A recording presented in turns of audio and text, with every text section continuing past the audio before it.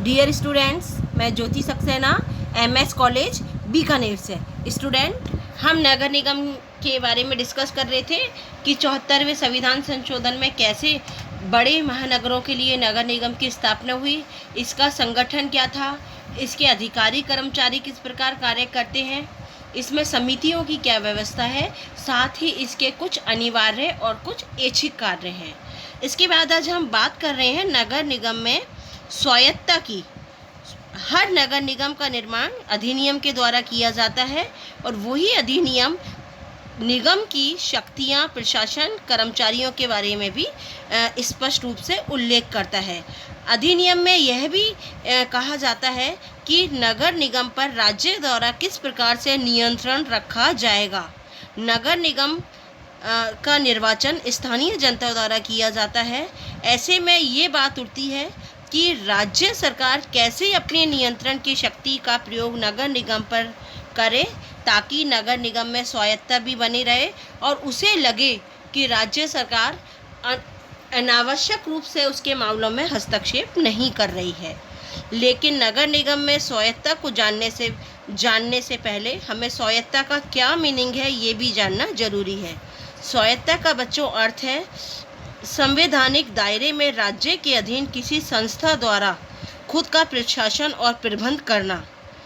राज्य सरकार द्वारा निर्धारित क्षेत्र में निर्णय लेने में सक्षम होने पर नगर निगम को स्वायत्त कहा जा सकता है।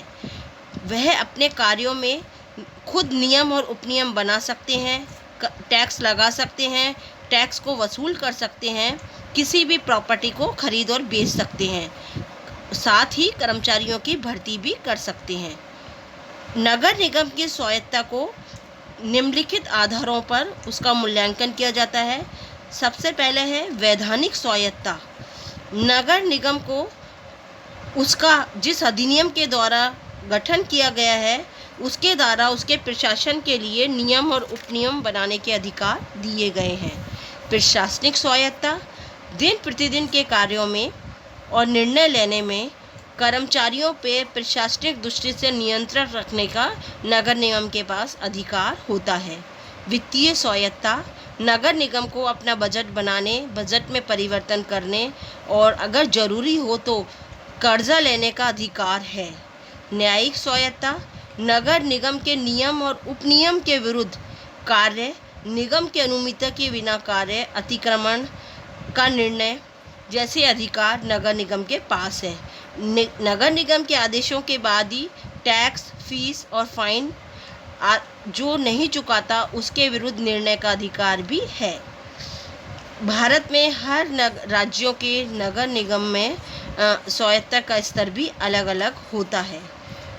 स्वायत्तता का महत्व इसलिए भी कहा जाता है कि स्वायत्तता नगर निगम के पास बहुत ज़रूरी है, क्योंकि स्वायत्तता प्राप्त होने पर ही नगर निगम के अधिकारी और कर्मचारी अपने कार्यों को अच्छी तरीके से कर सकते हैं, क्योंकि स्थानीय नागरिकों को स्थानीय समस्याओं की जानकारी अच्छी तरीके से होती है।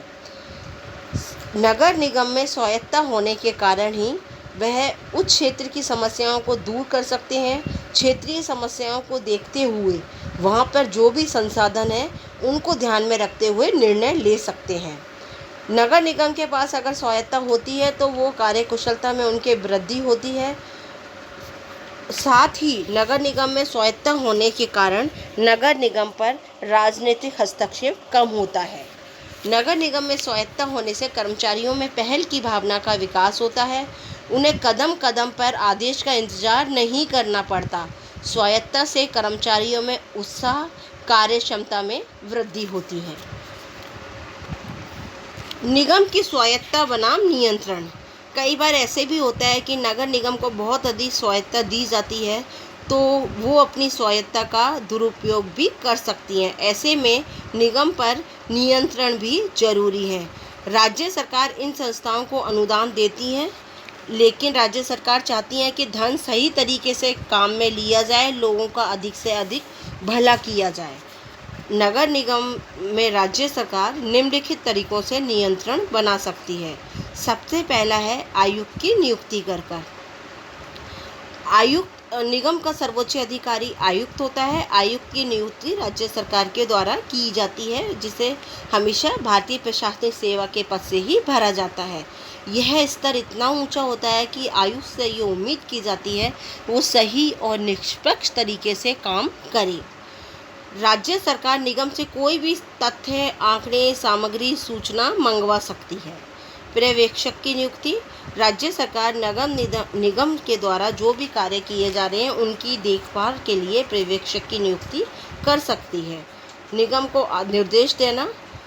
अगर निगम किसी कार्य को करने में असफल होती है तो राज्य सरकार उस कार्य को करने के लिए उसे निर्देश दे सकती है। राज्य सरकार अनुदान की राशि के उपयोग पर जो नगर निगम के द्वारा किया जाता है उस पर नियंत्रण रखती है। निगम को भंग करने का अधिकार। 74वें संविधान संशोधन के बाद नगर निगम का कार्यकाल 5 साल निर्धारित किया गया था, लेकिन यदि समय से पहले ही भ्रष्टाचार या किसी कारण से नगर निगम अपने कार्य करने में असफल होता है तो राज्य सरकार नगर निगम को 5 साल से पहले भी भंग कर सकती है। लेकिन भंग करने से पहले नगर निगम को अपने बारे में या अपना पक्ष प्रस्तुत करने के बारे में पूरा अवसर दिया जाएगा। भंग किए जाने के बाद परिषद का काम अगर 6 महीने से कम रह जाता है तो चुनाव करने की ज़रूरत नहीं है, लेकिन उसका कार्यकाल 6 महीने से अधिक रहता है तो वापस चुनाव करवाए जाएंगे। व्यवहारिक स्थिति में ये देखा जाता है कि भारत में सत्ता का विकेंद्रीकरण किया गया है, लेकिन उसके बाद भी राज्य सरकार अपने अधिकारों को कम नहीं करना चाहती। राज्यों ने ग्रामीण और नगरीय संस्थाओं को सारे काम नहीं दिए हैं और ना ही सही तरीके से कर्मचारी और धन उपलब्ध करवाया है। पिछले सालों से नगर निगम के कार्यों में बहुत ज़्यादा वृद्धि हुई है, लेकिन उसके वित्तीय सूत्र में बिल्कुल भी वृद्धि नहीं हुई है। ऐसे में नगर निगम की स्थिति में सुधार लाने के लिए हम ये कहेंगे कि नगर निगम को अपने कर्तव्यों को ईमानदारी से पूरा करना चाहिए, नागरिकों की समस्याओं का ध्यान रखना चाहिए, निगम को संवेदनशील बनना चाहिए, नगर निगम को वित्तीय प्रशासन में सुधार करना चाहिए। अगर अंकेक्षण प्रतिवेदन की पालना समय पर नहीं की जा रही है तो प्रतिवेदन में जो भी नगर निगम पर आरोप लगाए हैं उन आरोपों को दूर करने का प्रयास करना चाहिए। भ्रष्टाचार पर रोक लगानी चाहिए।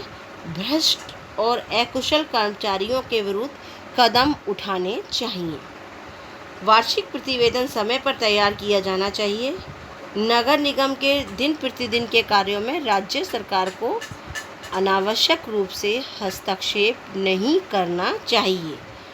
राज्य द्वारा नगर निगम पर जो भी नियंत्रण और पर्यवेक्षण रखा जाना चाहिए उसमें उसकी सोच अच्छी होनी चाहिए। निगम को मार्गदर्शन देते हुए उसमें सुधार करना चाहिए। साथ ही निगम के कर्मचारियों और प्रतिनिधियों को समय समय पर राज्य सरकार के द्वारा शिक्षित और प्रशिक्षित किया जाना चाहिए। थैंक यू बच्चों।